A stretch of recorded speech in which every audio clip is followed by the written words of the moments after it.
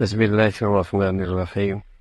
الحمدللہ، آج ہماری تلاوت کا آغاز 8ویں پارے کے دوسرے نصف سے، سورہ آراف سے۔ آراف ایک چبوترا، جنت اور جنت جہنم کے درمیان۔ جن کی نیکیاں اور برائیاں برابر ہوں گی وہ اس آراف، اس چبوترے پر ہوں گے، اور کچھ عرصے بعد اللہ اپنا فضل فرمائیں گے اور انہیں جنت میں داخل فرمائیں گے۔ تو اسی نسبت سے چونکہ ان کا ذکر ہے تو اس سورت کا نام بھی آراف ہے۔ اس کے آغاز میں قرآن کی عظمت کا تذکرہ ہے، قرآن کی تعریف اور اس کی شان ہے، اور پھر نہ ماننے والوں کی مذمت فرمائی۔ ایک دن آنے والا ہے جہاں نیکیاں اور بدیاں تولی جائیں گی، جس کا وزن بھاری ہوگا وہ کامیاب ہوں گے۔ اور یہ اللہ کے لیے مشکل نہیں۔ اللہ نے ساری مخلوق کو پیدا فرمایا، اس انسان کو مٹی سے پیدا فرمایا اور اپنی قدرت کا شکار بنایا ہے۔ اس ذات کے لیے دوبارہ زندہ کرنا کیا مشکل ہے، لیکن شیطان اس کا ازلی دشمن ہے۔ اس نے یہ اعلان کر رکھا ہے کہ میں اسے دائیں بائیں ہر طرف سے گمراہ کروں گا، اور اس کے اندر احسان شناسی نہیں آئے گی، اور اس کی زندگی میں شکر گزاری نہیں آئے گی۔ شیطان نے یہ عہد کر رکھا ہے، اعلان کر رکھا ہے کہ میں انسان پہ مسلط ہوں گا اور اس کے اندر شکر گزاری نہیں آئے۔ اس ذات نے اس انسان پر نعمتوں کی حد کر رکھی ہے۔ کوئی آدمی اسی کا احسان فراموش ہے تو بتائیے نمک حلال تو نہ ہوا نا؟ آپ کے گھر کا نوکر چند دن آپ کے ہاں کام کرے اور کام صحیح نہ کرے اور آپ اس کی خدمت کریں تو آپ اسے کہیں بڑا ناشکرہ ہے، نمک حرام ہے۔ اور جس ذات نے ماہوں سال سے نعمتیں دے رکھی ہیں اور یہ بندہ پھر ان نعمتوں میں اس مولا کو ناراض کرے اور احسان فراموشی کرے تو کتنی بڑی ناشکری ہے۔ تو یہ اس شیطان کا اثر ہے جس نے یہ اعلان کر رکھا ہے۔ پھر اللہ رب العزت نے اس شیطان کی شیطانیت کا تذکرہ فرمایا کہ اس نے تمہارے ابا آدم اور حوا کو بھی ورگلایا تھا، اور یہ آیا تھا خیرخواہ بن کے، بڑا خیرخواہ بن کے آیا تھا۔ خیرخواہ بن کے آ کر اس نے تمہارے ابا آدم اور حوا کو ورگلایا تھا، اور اس کی چاہت تھی کہ ان کی ستر کھل جائے اور وہ بے لباس ہو جائے۔ یہ شیطان نے کیا، اور آج شیطانی تہذیب کا اثر بھی یہی ہے۔ آج دنیا میں جتنی شیطانی قوتیں ہیں نا، وہ بڑی خیرخواہی کے ساتھ مسلمان معاشرے پہ قبضہ کرتی ہیں، خیرخواہ بن کے آتی ہیں، تعلیم کے نام پہ آتی ہے، صحت کے نام پہ آتی ہے، روزگار کے نام پہ آتی ہیں، اور پورے مسلمانوں کے معاشرے پہ وہ قابض ہو جاتی ہے۔ اپنی ثقافت بھی چھوڑ جاتی ہیں، اپنی معیشت بھی چھوڑ جاتی ہیں، اپنا لامذہب دین بھی اپنا لامذہب پن بھی چھوڑ جاتی ہے، اور پھر اپنے بالا خانوں میں بیٹھ کر اس معاشرے کی دولت بھی لیتے ہیں، سرمایہ بھی لیتے ہیں، صلاحیتی بھی لیتے ہیں، نوجوان بھی لیتے ہیں، اس زمین کا خزانہ بھی لیتے ہیں۔ لیکن پہلے وہ زمین پہ آئے تھے خیرخواہ بن کے، تعلیم کے نام پر آئے تھے، صحت کے نام پر آئے تھے، مدد کے نام پہ آئے تھے، ہمدرد بن کے آئے تھے۔ تو شیطان اسی انداز سے وار کرتا ہے۔ مسلمانوں کو خبردار کیا کہ دیکھو، ہر خیر خائی کے جملے کہنے والا خیر خواہ نہیں ہوتا۔ اور 1 صدی تک مسلمان دنیا نے اس سے دھوکہ کھایا ہے۔ آج اسلامی دنیا میں جو لوگ خیر خواہ بن کے آئے تھے، اس اسلامی دنیا کا ساری دولت سمٹ کے انہی کے پاس جا رہی، افرادی قوت بھی جا رہی ہے، صلاحیتی بھی جا رہی ہے، دولت بھی جا رہی ہے، وسائل بھی جا رہے ہیں۔ لیکن 1 صدی انہوں نے اسلامی دنیا پہ خیرخواہی کے روپ میں بے روپیہ بن کے آئے، خدمت کے نام سے آئے اور لوٹ کے لے گئے۔ ظاہر ہے جو ان کا پڑا اور جو ان کی تہذیب میں رنگا ہوگا وہ اپنے ملک کے تو رہنے ہی نہیں چاہے گا، وہ اپنے ملک میں تو رہنے نہیں چاہے گا، اور اگر کسی مفادات کے لیے رہ بھی گیا تو اس کا سرمایہ کہیں اور ہی ہو، اس کی توجہ کہیں اور ہی ہو۔ تو اللہ کریم نے فرمایا کہ شیطان خیرخواہ بن کے آیا ہے تمہارے ابا کے پاس، آدم کے پاس، حوا کے پاس، اور اس نے کیا کوشش کی کہ بے لباس کر دیں، اور آج شیطانی تہذیب بھی یہ چاہتی ہے کہ یہ انسان بے لباس ہو جائے۔ جانور بھی، حیوان بھی بغیر لباس کے پیدا ہوتا ہے، انسان بھی بے لباس دنیا میں آتا ہے، لیکن اللہ تعالیٰ نے انسان کو لباس سے عزت دی، لباس سے عزت دی ہے۔ لیکن آج شیطانی تہذیب انسان کو پھر حیوان بنانا چاہتی، اور جس قدر اس شیطانیت اور حیوانیت کا اثر زیادہ ہے، جسم پہ لباس نہیں ہو، جسم پہ لباس نہیں ہو۔ جس قدر حیوانیت بڑھے گی، جسم پہ لباس نہیں ہوگا، عریانہ پن پسند کرے گا، عریانیت پسند کرے گا۔ بدقسمتی سے کافر کرے تو سمجھ میں آئے، تب تو مسلمانوں کے بچے بچیوں کا بھی یہی حال ہے۔ تو حضرت آدم علیہ السلام کو جب وہ مخلص بن کے، خیرخواہ بن کے آیا کہ درخت کا پتہ کھا لو ہمیشہ جنت میں رہو گے، برگدالیہ جیسے ہی کھایا تو جسم کے کپڑے اترنے لگے۔ لیکن فطرت میں اللہ نے انسان کے حیا رکھی، فطرت میں رکھی۔ کسی کی فطرت ہی مس ہو جائے تو وہ دوسری بات، فطرت میں حیا ہے، آپ فوراً جنت کے بڑے بڑے درخت جس کے پتے بڑے تھے اس کو اپنے جسم پہ لگانے، چپکانے لگے کہ سطر چھپ جائے، سطر چھپ جائے۔ پھر اللہ نے اہل ایمان کو خطاب فرمایا، ایمان والو، لباس اللہ کی ایک نعمت ہے، اس سے دو مقصد ہیں، ایک تو تم اس سے زینت حاصل کرو، ایک تو اس سے زینت حاصل کرو، دوسرا اس سے تم سطر کا کام لو۔ وہ لباس لباس نہیں جس میں سطر پوشی نہیں، وہ ننگا ہے۔ حضور علیہ الصلوۃ والسلام فرمایا کرتے تھے، کاسیات عاریات ممیلات مائلات رؤوسهن کاسنمۃ البخت لم یجدن ریح الجنۃ وان ریحها لتوجد من مسیرۃ کذا وکذا۔ ایک ایسی مخلوق آئے گی، اس زمانے میں نہیں تھی، اس زمانے میں نہیں تھی، فرمایا ایک ایسی مخلوق آئے گی، نبی کی بات تھی، نبوت کی زبان سے ہے، صحابہ مان گئے، اس وقت کے مسلمان مان گئے کہ اب تو نہیں لیکن ہوگی۔ فرمایا ایسی مخلوق ہوگی، کاسیات عاریات، لباس پہنی ہوگی لیکن پھر بھی ننگی ہوگی۔ یہ کیسی مخلوق ہے، لباس پہنی ہوگی پھر بھی ننگی ہوگی؟ فرمایا ہاں، اتنا چست ہوگا سارا جسم جھلک رہا ہو، اتنا باریک ہوگا سارا اندر کا منظر نظر آ رہا ہو، اتنا مختصر ہوگا، آدھے لباس ہوگا آدھا کوئی نہیں ہوگا۔ بالکل ایسا ہی ہے، تقریبات دیکھیں، شادیاں دیکھیں، تعلیمی ادارے دیکھیں، سڑکیں دیکھیں، ایسی مخلوق ملے گی۔ فرمایا مائل ہوگی مردوں کی طرف، مائل کریں گی، اور ان کے سروں پہ اونٹ کے کوہان کی طرح بال بندے ہوئے ہوں گے، رؤوسہن کاسنمۃ البخت۔ فرمایا جنت کے قریب بھی نہیں جائیں گی، دور، ہاں دور، جہاں جنت کی خوشبو جاتی ہے نہیں سونگ پائیں گی، اتنی محروم اور بدقسمت ہوں گی۔ تو لباس یہ زینت کے لیے ہے، یہ سطر چھپانے کے لیے ہے۔ جس لباس میں سطر نہیں وہ لباس نہیں۔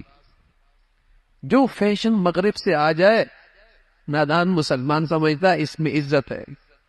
بس اوقات نماز پڑھنا مشکل ہو جاتی ہے، وہ آگے نماز پڑھ رہا ہوتا ہے، پیچھے سے پینٹ نیچے اتر رہی ہوتی ہے، حالانکہ اس سے نماز ٹوٹ جاتی ہے، نماز ٹوٹ جاتی ہے اس سے، لیکن چونکہ فیشن آ گیا ہے اور اسی میں اس نے عزت سمجھ رکھی ہے۔ لباس تو ہوتا وہ ہے جس میں سطر چھپی ہوئی ہو، لباس یواری، اس کا تذکرہ فرمایا۔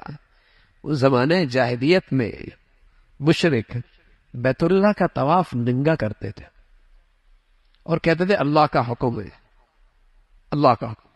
تو اللہ رب العزت نے ان کی مذمت اور تردید فرمائی کہ اللہ رب العزت کھانے پینے سے نہیں روکتا، لباس پوشاک سے نہیں روکتا۔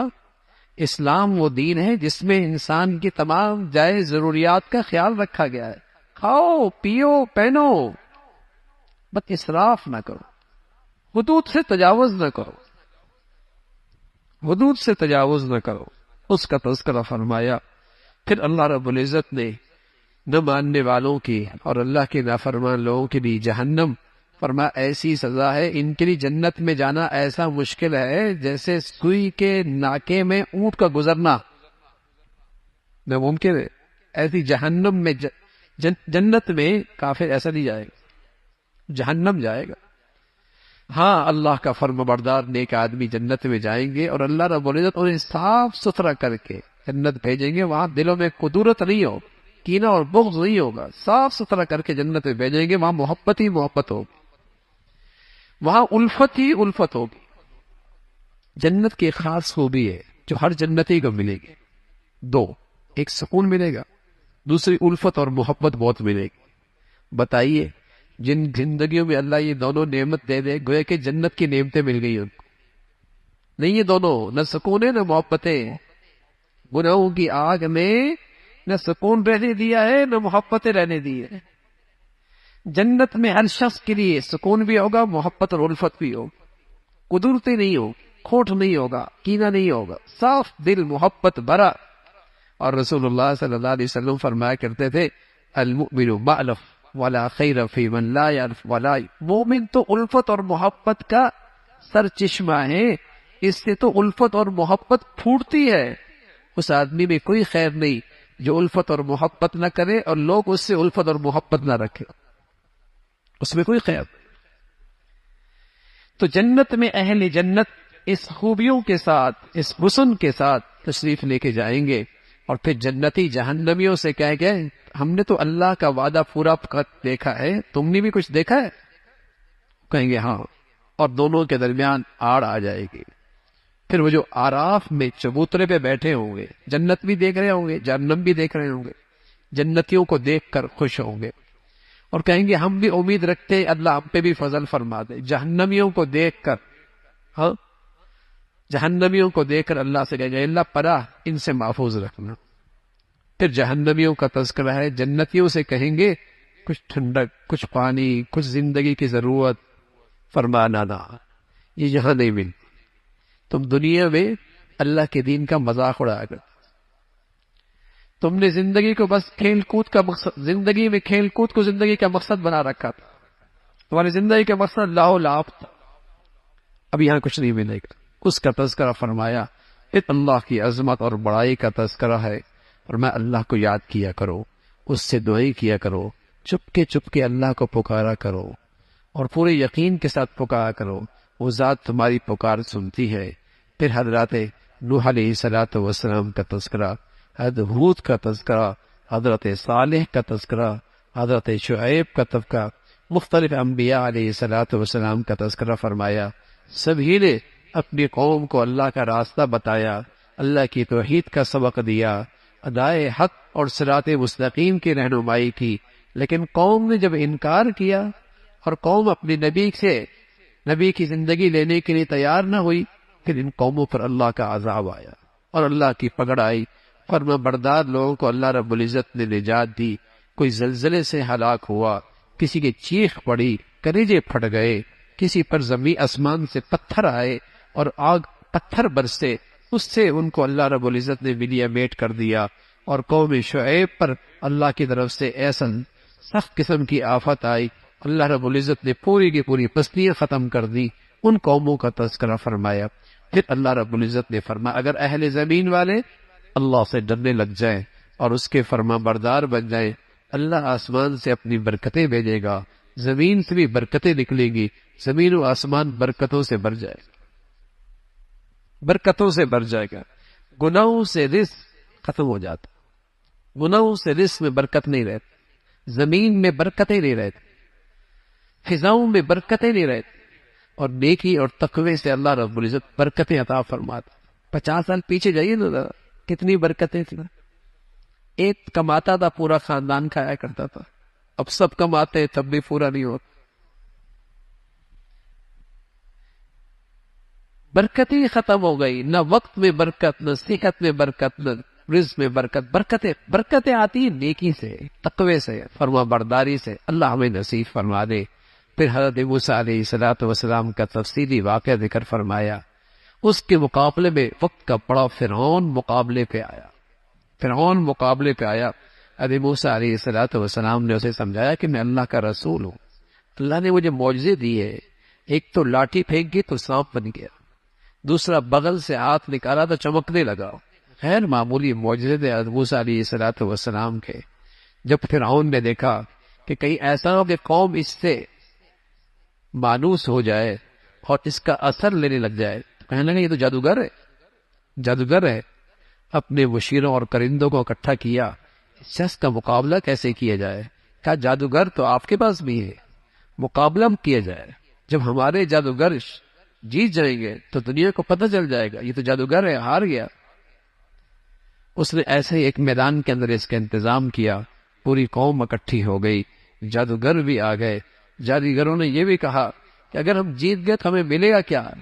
فرعون کہنے لگا کیا ملے گا؟ تم میرے مقرب ہو جاؤ، میرے درباری بن جاؤ۔ موسیٰ علیہ السلام سے کہا آپ لاٹھی پھینکیں، انہوں نے کہا نہیں آپ پہلے پھینکیں۔ جب انہوں نے پھینکا تو ان کے سارے رسیاں سانپ بن گئے۔ موسیٰ علیہ السلام نے جب لاٹھی پھینکی تو وہ بھی سانپ بنی، لیکن ایسا اژدہا بنا کہ ان کے سارے سانپ کھا گئی، ان کے سارے بڑے سانپ کھا گئی۔ وہ جادوگر اپنے فن میں ماہر تھے، سمجھ گئے یہ شخص جادوگر نہیں ہے، یہ اللہ کا پیغمبر ہے، فوراً ایمان لے کے آ گئے۔ آدمی ناواقف ہو، حق سامنے آ جائے، قبول کرنا آسان ہو جاتا ہے، لیکن آدمی ضدی اور عنادی ہو، حق سامنے میں آ جائے تب بھی قبول نہیں کرتا۔ جادوگر ناواقف تھے، حق سامنے آ گیا، سمجھ گئے اللہ کا نبی ہے، مقابلہ نہیں کر سکتے، ایمان لے آئے۔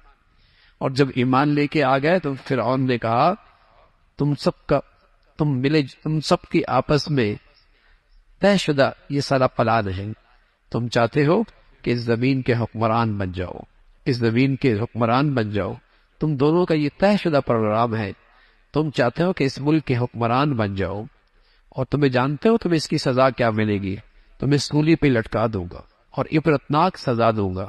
جادوگر سبحان اللہ، اللہ نے ایسا ایمان نصیب فرمایا تھا، کہنے لگے اگر ہماری جان چلی بھی گئی تو کیا ہوا، اللہ کے پاس ہی جائیں گے نا، گھاٹے کا سودا تھوڑی ہے۔ ایسے انہیں اللہ نے ایمان پر استقامت نصیب فرمائی اور اللہ سے فریاد کی اے اللہ ہمیں ثابت قدم رکھ، اے اللہ ہمیں استقامت نصیب فرما، اے اللہ ہمیں ثابت قدم رکھ۔ اس کا تذکرہ فرمایا۔ پھر قوم بنی اسرائیل کا تذکرہ ہے۔ اللہ رب العزت نے فرعون کو جب ان کے ذریعے دعوت دی، لیکن فرعون بار بار انکار کرتا رہا، تو فرعونیوں پر مختلف قسم کے عذاب آئے، مینڈکوں کا عذاب آیا کہ ہر چیز میں مینڈک، ہر چیز میں مینڈک، خون کا عذاب آیا، پانی مٹکوں میں ہو، تالابوں میں ہو، ٹینکیوں میں ہو، سب خون بن گیا۔ ایسی ایسی چیزیں آئی، عذاب ایسے آئے کہ سارے کے سارے کھیت ختم ہو گئے۔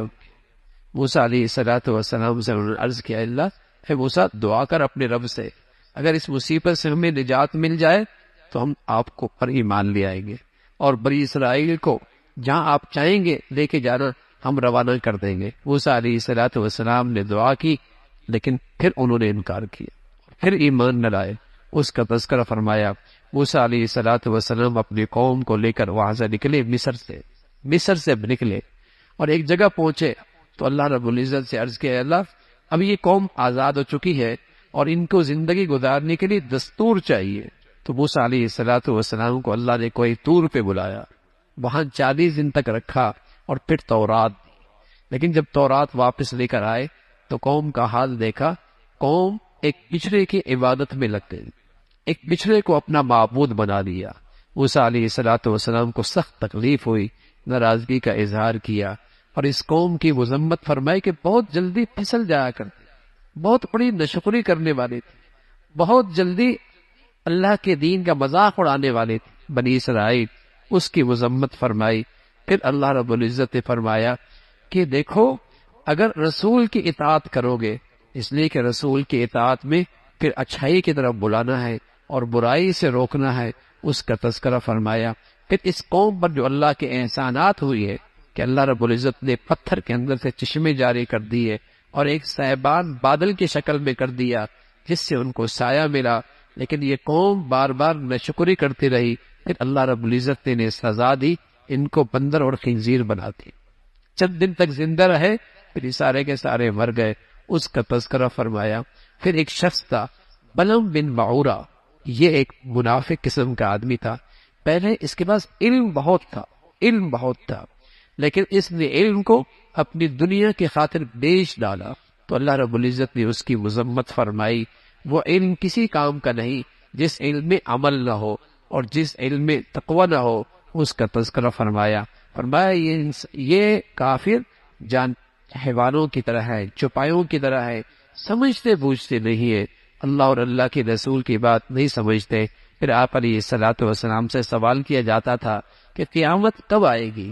فرمایا قیامت کا صحیح علم اللہ کے پاس ہے، نفع اور نقصان کا مالک میں نہیں، نفع اور نقصان کا مالک ایک اللہ کی ذات ہے، اور وہی اللہ کی ذات ہے جس نے انسان کو پیدا فرمایا اور پھر اس سے ساری مخلوق پیدا ہوئی اور بڑھتی چلی گئی۔